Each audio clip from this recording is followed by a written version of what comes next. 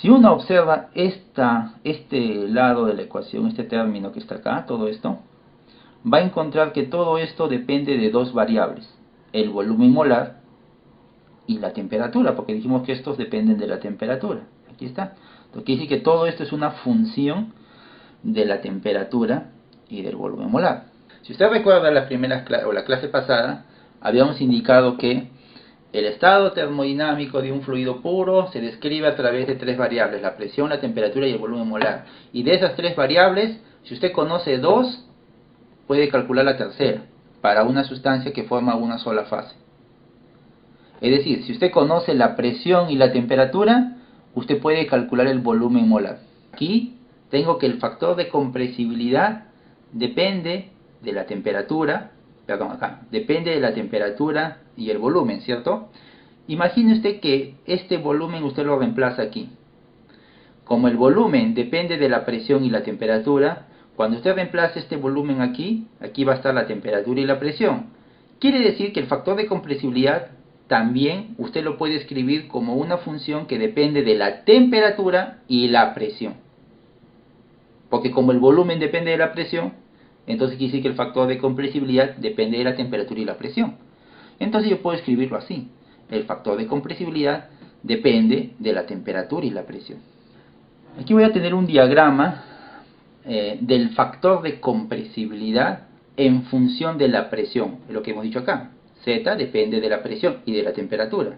Bueno, como tengo dos variables, una la voy a volver constante. Va a ser la temperatura. La temperatura va a ser de 200 Kelvin. Y voy a variar la presión. Estos datos corresponden al factor de compresibilidad del oxígeno a 200 Kelvin, variando la presión. Noten que la escala de la presión está en el orden, está en escala logarítmica. Entonces diremos que esta zona que está acá es baja presión, esto de aquí es presiones moderadas, y esto de que está aquí son presiones altas, bueno, esta parte que está acá. ¿Okay? Miren, esto es a 200 Kelvin. Fíjense cómo el factor de compresibilidad del oxígeno tiene estos valores. A baja presión, el factor de compresibilidad es aproximadamente 1.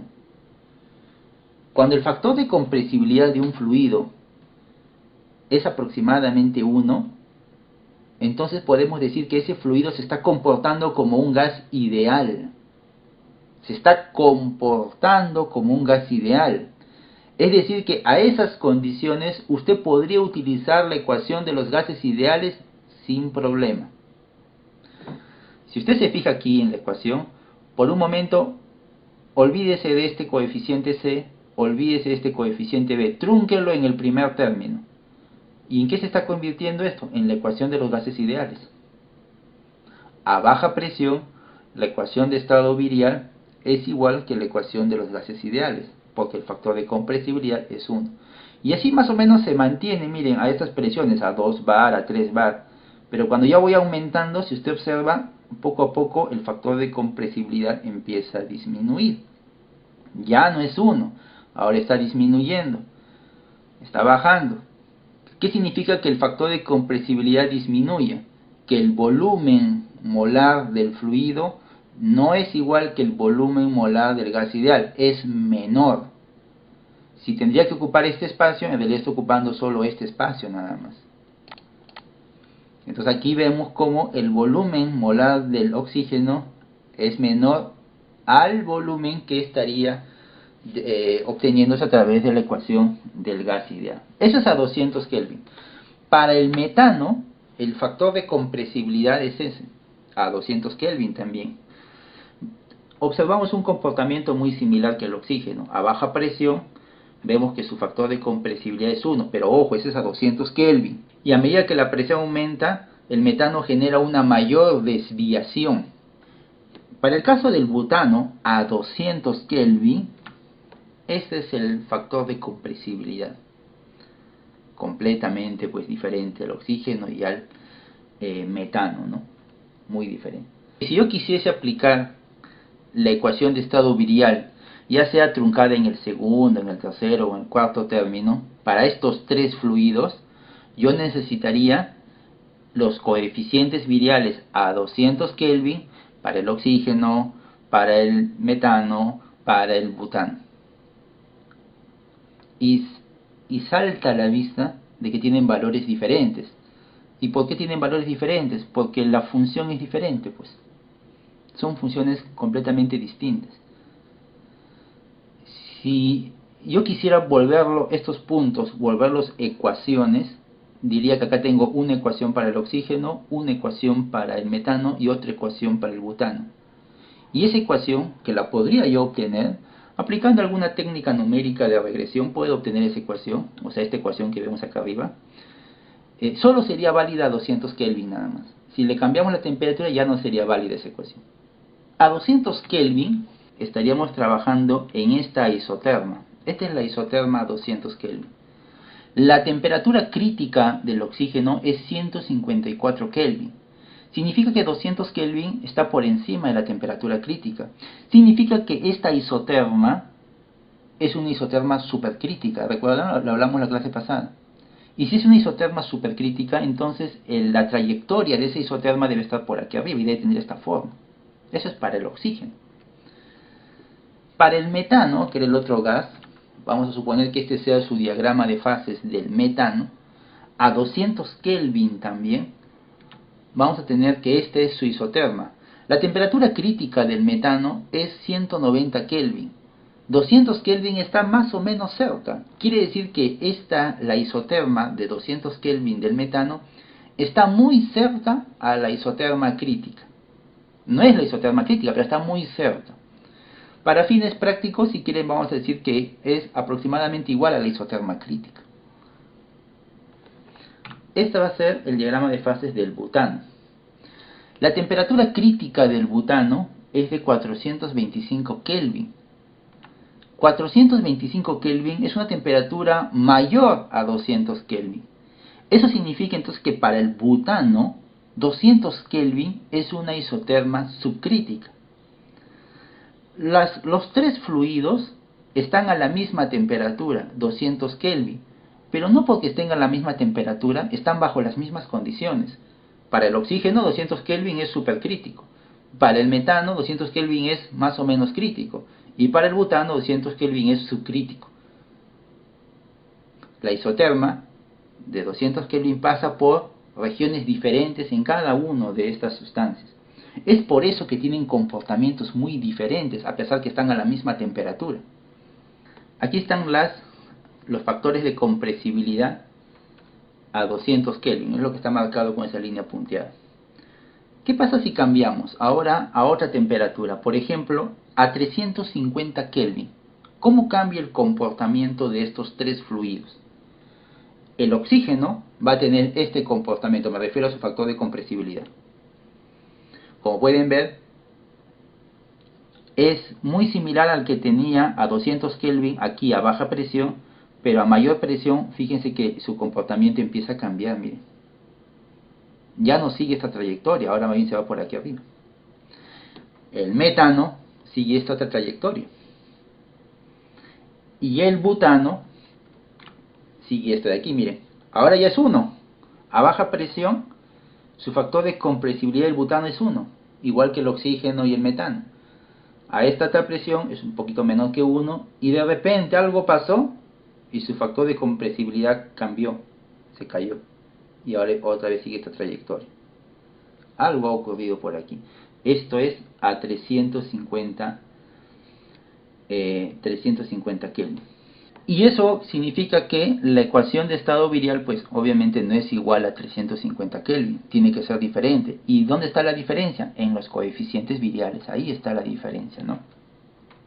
Regresemos al caso de los 200 Kelvin. Este era el comportamiento del factor de compresibilidad a 200 Kelvin. ¿Correcto? El factor de compresibilidad, que es igual a todo esto, depende de la temperatura y la presión. Y hace un momento explicamos por qué. Depende de la temperatura y la presión. Y vemos que esta dependencia no es igual para estas tres sustancias. Salta a la vista que no es igual. Si usted quiere verlo esto como una ecuación, esta ecuación no es igual para estas tres sustancias. sería bueno que esta ecuación fuese igual para las tres sustancias. Los fluidos sí pueden seguir comportamientos iguales, sí pueden tener comportamientos iguales, no importa si son fluidos diferentes. Pero acá yo estoy viendo que no tienen comportamientos diferentes. No, pero sí, sí pueden tener comportamientos iguales, siempre y cuando no los trabajemos con esas variables, presión y temperatura, sino más bien, en lugar de trabajar con la presión y la temperatura, trabajamos con la presión reducida y la temperatura reducida. ¿Y qué cosa es esto de la presión y la temperatura reducida? Es una forma de expresar a las variables. Por ejemplo, la temperatura reducida de un fluido es igual a la temperatura del fluido entre su temperatura crítica. La presión reducida de un fluido es igual a la presión del fluido entre su presión crítica. Es una forma de adimensionalizar las variables. Y así como hay temperatura reducida y presión reducida, también existe volumen molar reducido, ¿no? También existen otras variables reducidas. Si uno trabaja con variables reducidas, ahí uno puede tener comportamientos muy interesantes. ¿Cómo así? Vamos a suponer que ahora en lugar de trabajar con 200 Kelvin, que era como estábamos trabajando en su momento, ahora trabajamos con temperatura reducida constante. Por ejemplo, isotermas a una temperatura reducida de 0,8. Miren, temperatura reducida de 0,8. El comportamiento del oxígeno a una temperatura reducida de 0,8 en función de presiones reducidas, estas ya no son presiones absolutas sino reducidas, es este. El factor de compresibilidad del oxígeno a esta temperatura reducida y variando la presión de esta manera, tiene esta forma, miren. Está acá cerca 1, baja por acá, luego se cae y luego sube. El metano a la misma temperatura reducida y a esas presiones reducidas tiene este comportamiento. Casi idéntico al oxígeno. El butano, ¿se acuerdan que era el que tenía un comportamiento muy diferente? Tiene esta forma, miren, igual, viene por acá, se cae y luego continúa. Las tres sustancias están mostrando un mismo comportamiento, un mismo factor de compresibilidad cuando se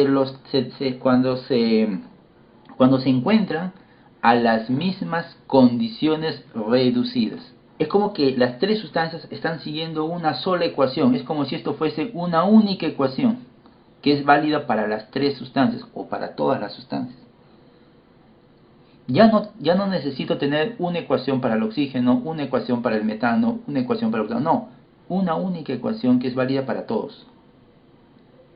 Conceptualmente eso es lo que se busca. No estoy diciendo que hay una ecuación que es para todo, porque no la hay, pero conceptualmente hacia eso uno apunta, que es muy diferente a cuando trabajamos en base a temperatura. ¿Recuerdan? Cuando trabajamos en base a temperatura, 200 Kelvin, teníamos que el comportamiento de estos tres fluidos era muy diferente. Cuando trabajamos con una sola temperatura reducida, vemos que el comportamiento es similar.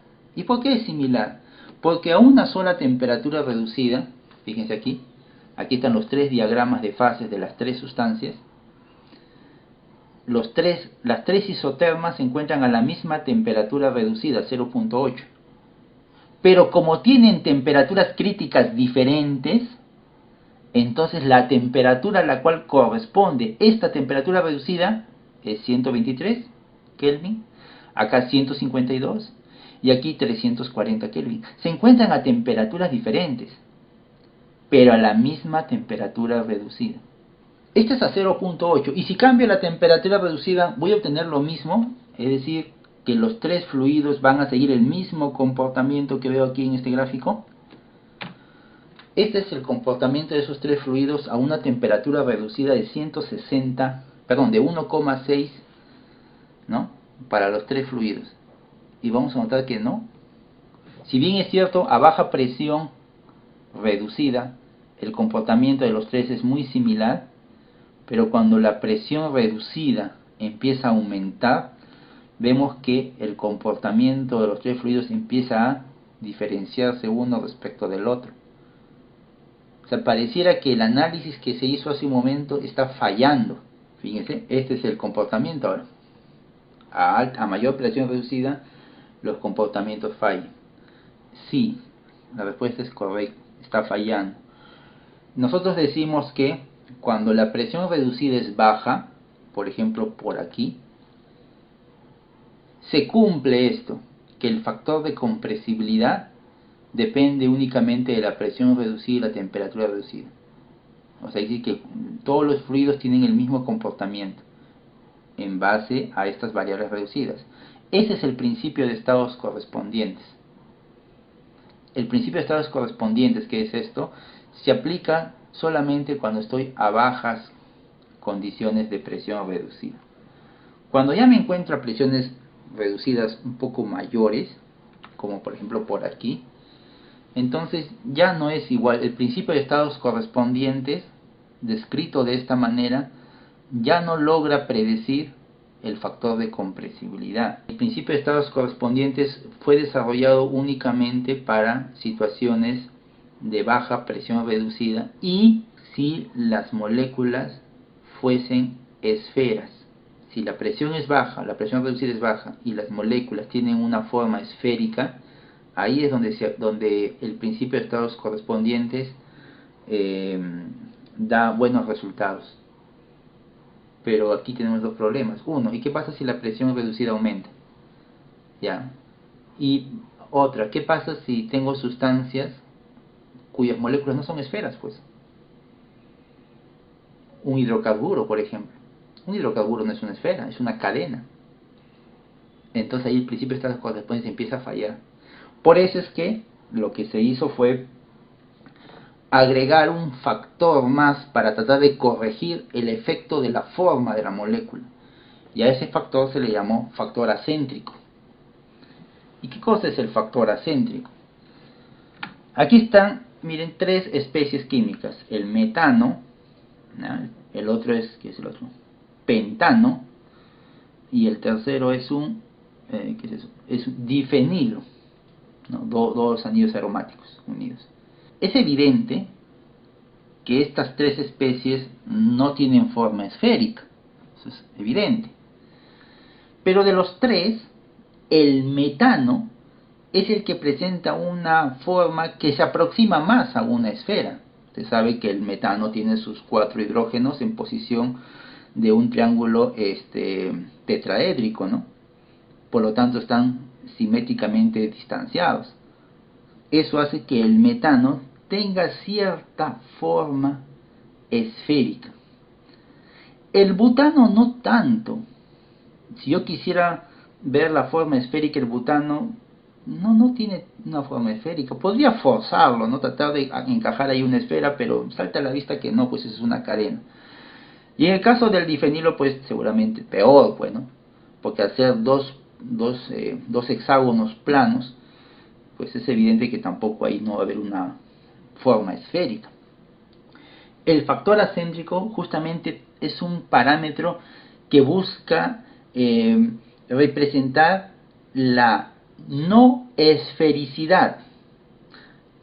A través del factor acéntrico yo puedo saber qué tan no esférico es una molécula.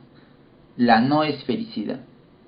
Cuando el factor acéntrico es igual a 0, entonces podemos decir que la molécula es básicamente esférica. Pero cuando el factor acéntrico empieza a aumentar en magnitud, entonces decimos que esa molécula pues no es una esfera, se aleja de la forma esférica.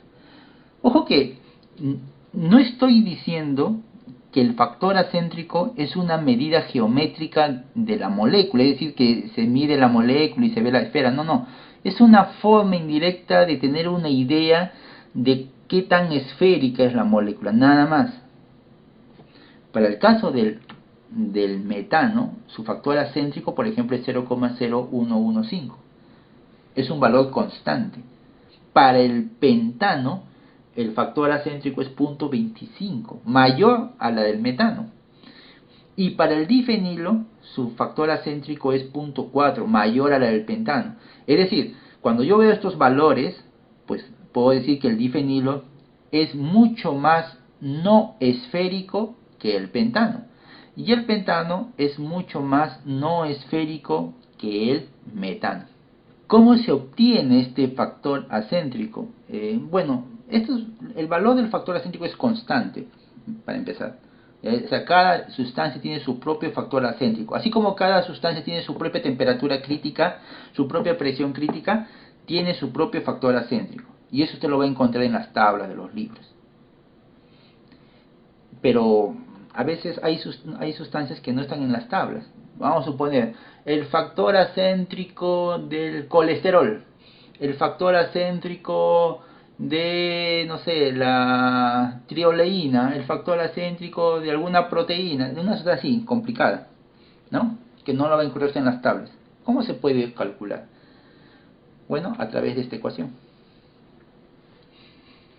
El factor acéntrico omega es igual a menos 1 menos el logaritmo decimal de la presión de saturación reducida calculada a la temperatura reducida igual a 0.7. Pero aquí está en términos de presión y temperatura. Bueno, si usted divide estas presiones y estas temperaturas entre la presión crítica y la temperatura crítica, va a obtener un diagrama equivalente, solo que ahora en términos de presión reducida y temperatura reducida. Y una vez que tenga ese diagrama, lo que va a hacer es busca la temperatura reducida de 0,7, como dice aquí, 0,7, aquí está, va a la curva y con eso mide la presión reducida. Esa es la presión reducida de saturación evaluada a la temperatura reducida de 0,7. Este valor lo reemplaza acá, le saca el logaritmo y ya tiene su factor acéntrico.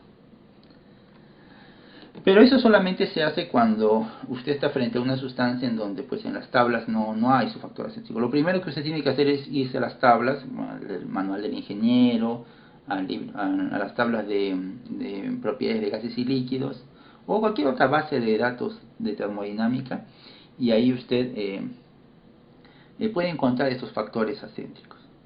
Si incluimos el factor acéntrico en estas ecuaciones, podemos hacer que estas ecuaciones se extiendan a esta región más. Porque la razón de por qué estas sustancias empiezan a formar desviaciones entre sí cuando se aplica el principio de estados correspondientes, se presume o se considera que se debe justamente a que no está el factor acéntrico, ¿no? Y con esto uno busca es corregir un poco